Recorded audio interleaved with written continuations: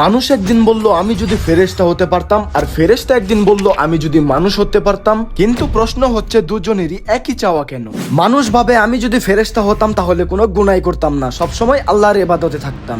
আর ফেরেশতা কেন মানুষ হতে চেয়েছিল? আমরা মানুষরা তো নিজের অজান্তে অনেক গুনাহ করে থাকি। যদি ফেরেশতা মানুষ হতো তাহলে সেও তো নিজের অজান্তে এমন ভুল করত। তাহলে সে কেন মানুষ হতে চেয়েছিল? কারণ মানুষ হওয়া তার জন্য সবচেয়ে গর্বের বিষয় ছিল। কিভাবে?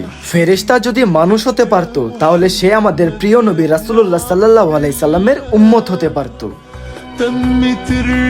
তার মানে প্রত্যেক মুসলমানরা এই বিষয় নিয়ে এত গর্ব করে কারণ তারা শেষ নবীর উম্মত। হ্যাঁ, আর তুমি শুধু মুসলমান নও, তুমি সেই নবীর উম্মত যাকে আল্লাহ তাআলা সমগ্র মানব জাতির জন্য রহমত হিসেবে পাঠিয়েছেন।